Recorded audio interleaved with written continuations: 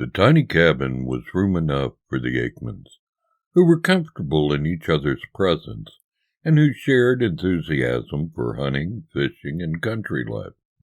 Stringbean Akeman never learned to drive, and Estelle Ackman ferried him to tour dates, the Opry, and the syndicated television show Hee Haw, in the couple's one extravagance. Each year, Stringbean Akeman bought a brand new Cadillac, always paying in cash. Now, to his fans, Stringbean Akeman seemed pleasant, gangly, and peculiar, which is how his friends thought of him as well. He sang songs such as "I'm the Man That Rode the Mule Around the World" and "How Many Biscuits Can You Eat?"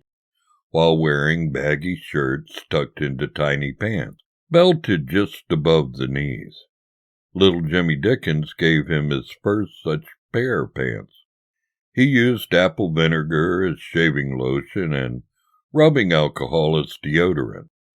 He borrowed a Jackie Gleason expression, "How sweet it is," and used it as his signature line, explaining that if it was good enough for Gleason, it was good enough for him, and also that his fans didn't know who Gleason was. He'd slaughter, smoke, and eat pigs, but wouldn't touch anything from a cow, no beef and no dairy. He made extra money hunting wild ginseng and selling it to the Chinese, and as many people knew, he kept wads of $100 bills in his overalls. String flashed money mostly to his friends, says old-time musician Lester Armstead, who was Stringbean Akeman's friend and neighbor. He was so happy that he was making a living playing a banjo and that he got to live on a farm, doing what he wanted. He called his instrument the five, as in the five-string banjo. Asked whether he had medical insurance, he'd say, "Nah, just me and the five." He was uniquely string, said Don Light, who booked Akeman on college and festival dates. One time, some of the Opry performers were trying to get him to sign a petition about how the people on the Opry weren't getting paid enough. He was in the alley outside the Ryman, waiting for Estelle to bring the Cadillac around, and they were trying to get him to sign the petition. She drove up and popped the trunk, and he said, "Boys, all I can tell you is, when I got here I was a-walking." Then he got into the passenger side and went to Goodlettsville. Akeman married the former Estelle Stanfill, a Murray County native, in 1945, the year he left Bill Monroe's band.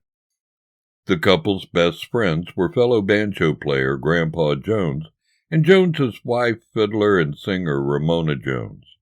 They were such gentle people, both of them, Ramona Jones said. Sweet, gentle people that loved nature and spent most of their free time fishing on a creek. We bought a farm together in 1955.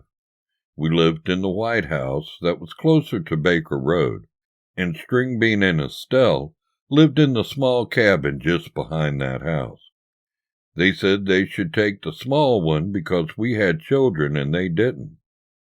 In the late 1950s, the Jones family moved to Washington, D.C. area, and the Ackmans took possession of the White House, though they continued to live in the cabin. Within a year, the Joneses returned to Middle Tennessee, and they bought a house down the road from the old farm.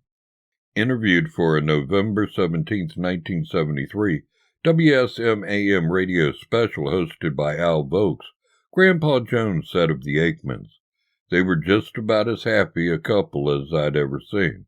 I think they suited each other the best of any two people I've ever seen." Bluegrass Hall of Famer Mac Wiseman was also close to the Ackmans. "We'd sit and visit at that little cabin, like kinfolk do," says Wiseman. "I remember sitting on the porch of their cabin, dangling my feet on the ground, and we'd ride in the car together, traveling to appearances. He wore funny clothes on stage, but in the car, he'd always be dressed nicely with a sports coat and a pair of trousers. I remember those nice trousers over them long, slithered legs. He didn't pay for those nice clothes, though. String and Estelle would squirrel hunt, and they'd get so many squirrels that they'd get tired of eating them. Opry star George Morgan didn't hunt, and he traded String clothes for squirrels. The night of Stringbean Akeman's final Opry appearance, he sang Y'all Come and Hillbilly Fever, and then he, Estelle, and the Jones family, Grandpa Ramon and the children Mark and Elisa, sat backstage for a while and talked about the pending week's plans. Stringbean and Grandpa were going to go to Virginia on a week-long hunting trip, so their wives planned to gather for a special dinner on Tuesday evening. String's aversion to red meat was such that he couldn't stand the smell of it, so this was a rare chance for Estelle Akeman to have a steak. Stringbean Akeman's second Opry slot of the night came at 10:18 p.m., and while waiting to go on stage, he gave an interview to freelance writer Stacey Harris, talking about the popularity of Hee Haw and about the origin of his nickname. Ace Martin up in Lexington, Kentucky, when I first started in radio, he couldn't remember my name. He said, "Come here, Stringbean, and play us a tune," and that's the way it started. That interview would run in the Nashville Banner on November 12th, underneath bold printed headlines about the murder. Akeman and Kirk Gibson reappeared on the Ryman stage to perform Going to the Grand Ole Opry to Make Myself a Name and Hot Corn, Cold Corn. After walking off to applauses, Akeman and Gibson rehearsed a song for the next week's Opry. They went back there and sang one called Lord, I'm Coming Home. Steve Gibson says, "That was the last song String ever sang, and it was a rehearsal. The last lines of this last song Akeman sang are coming home, never more to roam. Open wide thy arms of love, Lord, I'm coming home." Stringbean Akeman then changed into his bib overalls, in which his wife had sewn an inside pocket where he was carrying $3,182 in cash. He put his stage outfit into a bag that held various items, including a .22 caliber pistol. Then he and Estelle Akeman, who herself was carrying $2,150 in her bra, got into their new Cadillac and wound their way north to Goodlettsville. As they began their drive, Bobby Bare was on the Ryman stage singing Detroit City. The late ride home took about a half an hour, and as they turned left into their winding driveway off Baker Station Road, Sam McGee was on the Opry singing Worry, Worry Blues. In the coming minutes, Billy Kramer would sing What a Friend. Marty Robbins would sing I Walk Alone. And Stringbean Akeman and his wife would die. As the Cadillac's light shone on his porch, Stringbean realized something was askew. He removed the .22 from his bag and likely told his wife to wait in the car. He walked alone to his door, beyond which 23-year-old cousins John Brown, with a stocking over his head, and Doug Brown, wearing a Halloween mask, were hiding.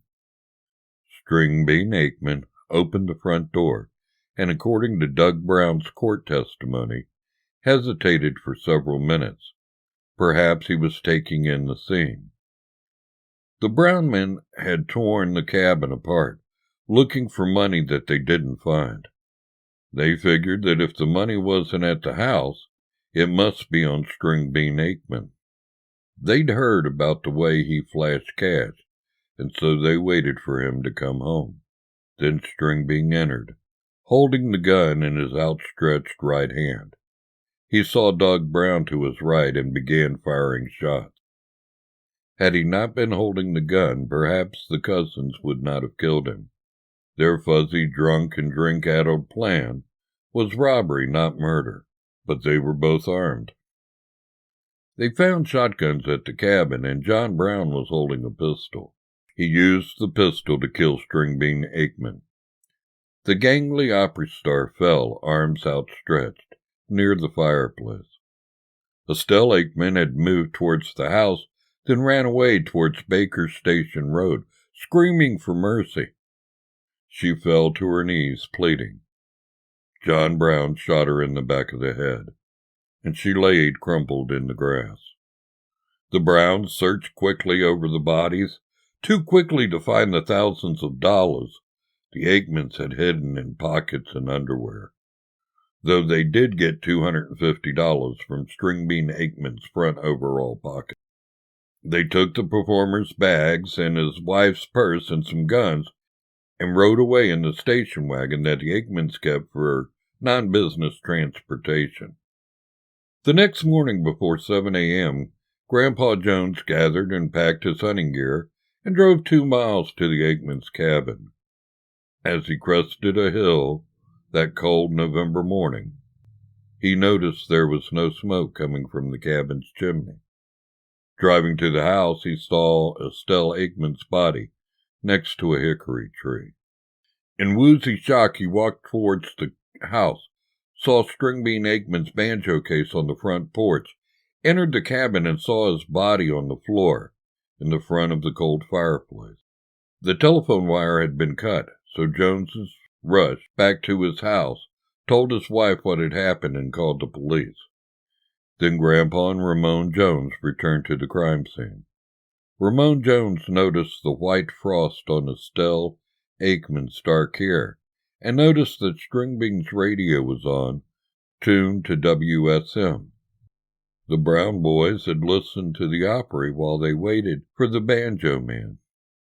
For a year, I couldn't hardly talk about it, Ramon Jones said.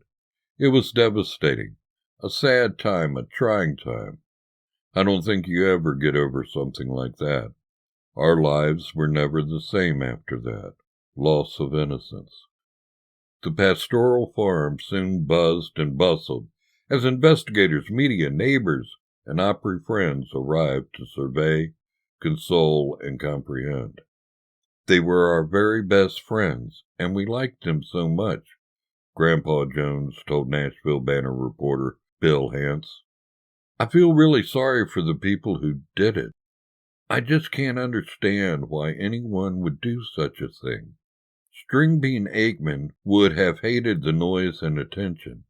Television and radio stations and both daily Nashville newspapers provided exhaustive coverage of the hunt for the killers. Country stars pondered security options, and many of them became uncomfortable with providing the easy access that they had afforded fans. A week later, musician Jimmy Widener, who often played the Opry as Hank Snow's rhythm guitarist, was robbed, beaten, and shot to death in a Nashville alley. And no one could pretend that the country music world was somehow immune to violence and horror. Country stars now needed walls, security, and protection beyond a pistol shoved into a battered old bag.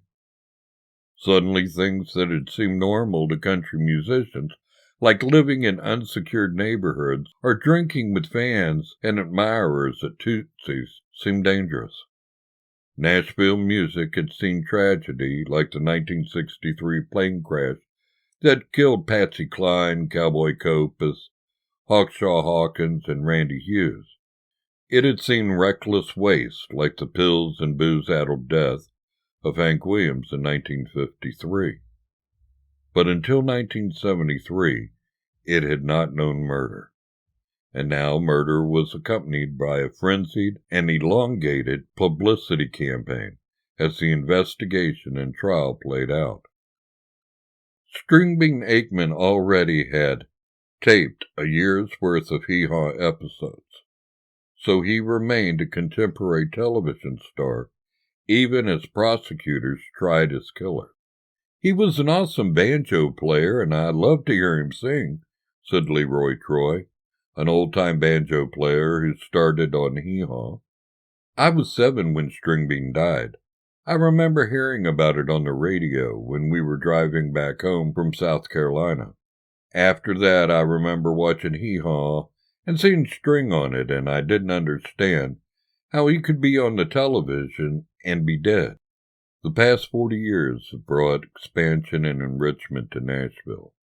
It is now a metropolis that String and Estelle Akeman would not recognize. Their little cabin has gotten a couple of facelifts, but the property Mac Wiseman called a hallowed place is still recognizable. Musicians Brian and Tiffany Buchanan bought the cabin this year, moving from East Nashville in part because of neighborhood worries. Concerned about rising crime, they moved to country music's most legendary crime scene. They cook in the kitchen where Doug Brown hid as Stringbean Akeman opened the door 40 years ago. On the mantel above the fireplace, they've placed Stringbean's memorabilia, including an album cover that features Akeman sitting in front of that fireplace. They often explore Baker Station Cave, accessible from their backyard. Stringbean Akeman used to hang hams in that cave. And in a full circle happenstance, Brian Buchanan doesn't drive. Tiffany Buchanan takes him to work in Nashville. One of Stringbean and Estelle's killer, Doug Brown, died in 2003, ending his life sentence to prison. John Brown, who fired the pistol that killed Stringbean in a struggle in Estelle Akeman as she fled, is now 63. The Tennessee Board of Probation and Parole has declined his request for release 4 times, with the Akeman's friends from the Opry appearing at hearings to oppose his release. However, he was released on parole in November of 2014. In the 1990s, some news organizations reported that $20,000 in severely deteriorated, unusable cash had been found behind a chimney brick in the Akeman's little cabin. But neighbors and researchers find this a dubious claim. Now, in the months after the couple was murdered, police turned the cabin into an investigation headquarters, and they searched every inch of the place. In 1974, Stringbean sideman Kurt Gibson went to work for Hank Snow, replacing slain guitarist Jimmy Widener. Murder cost Gibson one job and gained him another. With Snow, Gibson went to play at Bushy Mountain State Penitentiary. Johnny Cash's Folsom Prison and San Quentin shows have been well received, and other stars were doing similar concerts. And one of the Brown boys was assigned to carry sound equipment. When my dad found out who it was, he said, "I used to work for Stringbean, and he and I were close friends," Steve Gibson said. He said, "I want you to know that Stringbean was a very forgiving man. If I could say anything from him to you, it would be that he would want you to do something good to help others." Then Hank Snow found out that the Brown boys were in the audience and refused to go on with the show. 40 years to the day of the killings, Stringbean and Estelle Akeman were remembered as people of simple kindness and enduring peculiarities. They are remembered for their disquieting final moments. But it's not those moments that define them. They were killed for greed and for meanness by desperate people. But they themselves were contented people, secure and unworried. If you knew Stringbean, you had to love him. His Hee Haw co-star, the late Buck Owens, said in 1973, "He was at peace with himself, at peace with the world." The murders of Stringbean and Estelle helped create a Nashville world with which they never could have been at peace. They were not modern people. Their likes will not again be known. Perhaps they rest in peace. Certainly they lived in peace. Would that they had died that way. Okay, that's the end of our video. I sure hope you enjoyed it. If you like this type of video and want us to keep producing them, please like and subscribe. And as always, thank you very much for watching.